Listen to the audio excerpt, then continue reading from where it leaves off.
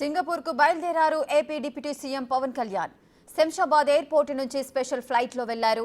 అగ్ని ప్రమాదంలో గాయపడిన తన చిన్న కొడుకు మార్క్ శంకర్ ను చూసేందుకు వెళ్లారు. పవన్ సింగపూర్ టూర్ కి సంబంధించిన మరిన్ని అప్డేట్స్ మా ప్రతినిధి విజయ్ అందిస్తారు.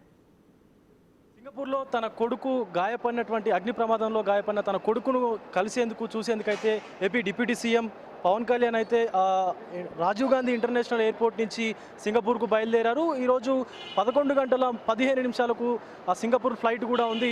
ఆ ఫ్లైట్ తీసుకొని ఆయన సింగపూర్కి అయితే బయలుదేరారు. ప్రస్తుతం జూబ్లీ హిల్స్ తన నివాసం నుంచి పవన్ కళ్యాణ్ గారు సింగపూర్కి అయితే బయలుదేరారు. సో ఇప్పుడు ఆర్జీఐ ఎయిర్పోర్ట్కి కూడా చేరుకున్నటువంటి దృశ్యాలు అయితే మనం చూస్తూ ఉన్నాం. ఒకసారి ఆయనతో పాటు త్రివిక్రమ్ గారు కూడా, డైరెక్టర్ త్రివిక్రమ్ గారు కూడా వచ్చారు. ఆయనే స్వతహాగా త్రివిక్రమ్ గారు డ్రైవింగ్ చేసుకుంటూ కూడా పవన్ కళ్యాణ్ గారు మనకు ఇద్దరు ఒకే కారులో వచ్చినటువంటి దృశ్యాలు కూడా కనిపిస్తూ ఉన్నాయి.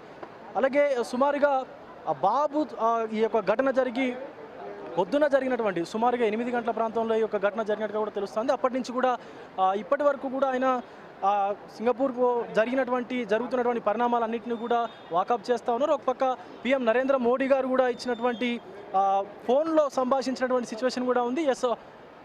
ఒక్కసారి మనం చూసుకోవచ్చు. ఆర్జే ఎయిర్పోర్ట్కి అయితే వచ్చారు. అందరూ అనుకున్నట్టుగానే పవన్ కళ్యాణ్ ఒక్కరే వెళ్తూ ఉన్నారు. చిరంజీవి గారు కానీ ఆయన సతీమణి కానీ ఇద్దరు వెళ్తారు అని చెప్పేసి వార్తలు వచ్చాయి. బట్ ఇప్పుడు మాత్రం పవన్ కళ్యాణ్ ఒక్కరే సింగపూర్కు బయలుదేరినట్టుగా కూడా తెలుస్తూ ఉంది. సో అక్కడ సుమారుగా పొద్దున జరిగినటువంటి ఈ ఘటనను మొత్తం అంతా కూడా అటు ప్రభుత్వం నుంచి ఇటు కొంత పర్సనల్గా కూడా ఆయన ఫోన్లో సంభాషిస్తున్నట్టుగా కూడా తెలుస్తూ ఉంది.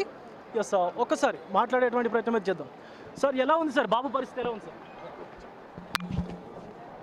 రైట్. సో లోపలికైతే వెళ్ళిపోయినటువంటి సిచ్యువేషన్ అయితే కనిపిస్తూ ఉంది. ఆయన కొంత భావోద్వేగానికి కూడా గురైనటువంటి పరిస్థితి అయితే ఉంది.